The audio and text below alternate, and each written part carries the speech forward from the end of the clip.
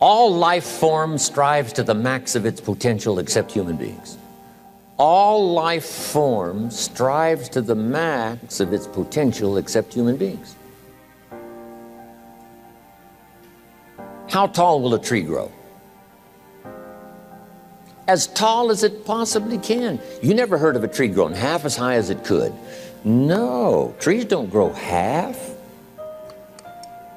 A tree drives its roots as deep as it can, reaches as high as it can, produces every leaf it can, every fruit it possibly can.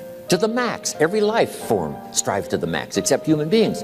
Now, why not human beings? Jot this down. You've been given the dignity of choice. You're not a robot. You don't have to repeat this year the same as last year. You can tear up last year's plan, develop a new plan.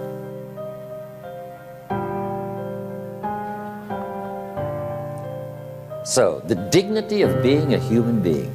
Now, here's the choice on being a human being. To be part of all we were meant to be, or to be all. To strive for all, or half, or part, or some. The choice is up to you.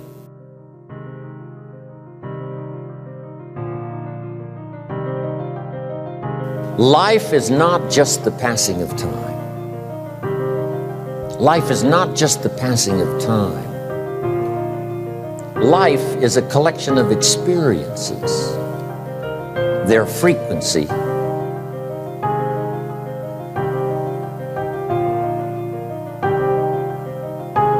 and their intensity. Life is not just watching the clock tick away.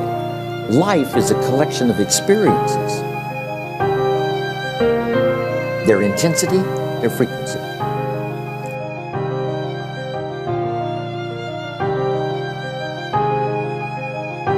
When should you start the day? As soon as you have it finished. Plan the day the best you can, leaving plenty of room for improvising and surprises and all the stuff that happens during the course of the day. But if you've planned a good, productive day, now you start that day, you can't believe how much more valuable your time will be. Don't start the day until you have it finished. Now here's the next one. Don't start the week until you've had it finished. Now to lay out a week is a pretty good challenge. Next, don't start the month until you have it finished. The places to go and the people to see and the productivity and the sales and the customers and the development and all the rest of what you want to accomplish during the course of 30 days. Don't start the month till it's finished. And then here's the big one. This is really challenging. Don't start the year until you have it finished. To the best of your ability. It can't be finished like minute by minute. And it might get all upset. It might get torn up and you do a new one. You make so much progress the first 90 days that now you've multiplied it all by 2, by 3. Because that happened to me. I thought, wow, this is going to be a great year. By the time I'd finished the 3rd month, I'm rolling, I'm soaring. So many things are happening, I revised my whole year's plan.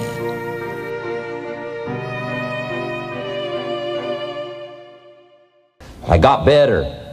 I got better day by day and week by week and month by month, and I'm asking you to do the same thing until you can develop a long arm and a long reach, until you can develop influence that won't quit. Touch people next year you couldn't touch this year. Touch people now you couldn't touch before. Conduct a meeting now you couldn't conduct before. Heart and soul now mixed in there that wasn't there, missing before.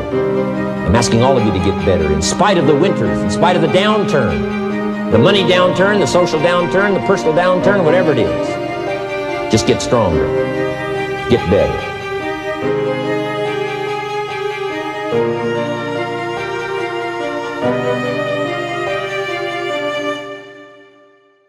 I'm asking you to drive worry into a small corner. You gotta worry some. All this negative stuff serves some purpose, but the key is for you to be the master, not the servant. Here's what I'm asking you to do. You be the master of worry. Drive it into a small corner. Don't let it loose. And I'm asking you to go home with some new faith and some new courage. I'm asking you, don't worry. Drive it into a small corner. We've all got concerns, and sometimes we all wonder, And sometimes there's a little crack of doubt. We worry a little, but I'm telling you, drive it into a small corner. Drive your worries into a small corner. Enemies of the mind you got to do battle with in the summer.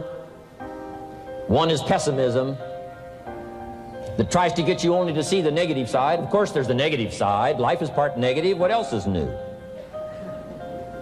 If the glass is half empty, it is half empty. You say, well, I've been only taught to see that it's half full. Well, sure, it's half full.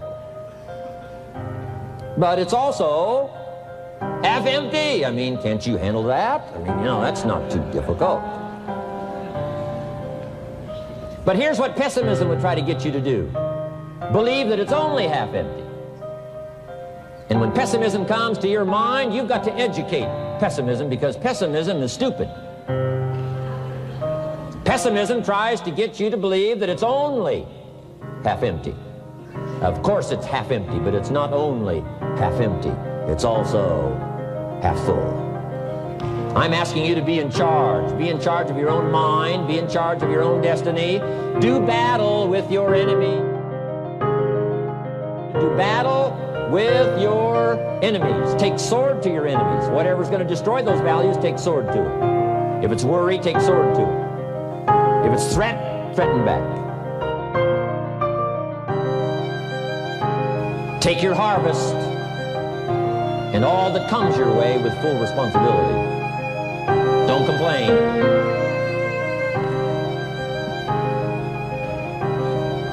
That fourth season, complaining, telling you, could ruin all of your chances.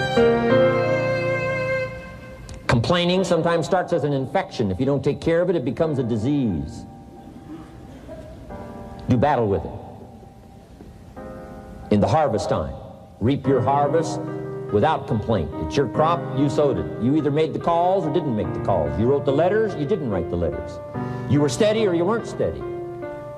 You did it or you didn't do it. You put together a good day or you didn't put together a good day. Take responsibility when the harvest time finally comes and say, hey, it's my crop. Got to take responsibility for it. I do not complain. I'm asking you to be touched with the smallest of people's challenges. Don't just be touched with the challenge. I'm asking you to be touched with the problem. Let people's problems get to you. Let people's problems touch your heart this year like never before. Be touched. Let life touch you. Don't let it kill you, but let it touch you. The problems that are out there, people struggling with their economy, struggling with their health, struggling with their future, I'm asking you to let that get around your heart. Let it do something to you. Don't go untouched. Don't go unmoved. When you walk out of here, open yourself up. Don't build up the walls. The same wall that keeps out disappointment keeps out happiness and opportunity. Take the walls down. Let yourself be touched by what's going on out there. Let sad things make you sad, as well as happy things make you happy. Let your heart get touched. What a next year you could have if you pay more attention this year. Soak it up, gather it up, and reflect at certain times what's going on and what's happening. And this year will take a more powerful place in your experience. People will not believe the words you've chosen. They will not believe the heart and soul that you've mixed with words. They won't believe the power you've got. We've got this extraordinary opportunity now. Let us not keep it. Let us share it. Let us reach out with a long reach, a strong reach, an unprecedented reach.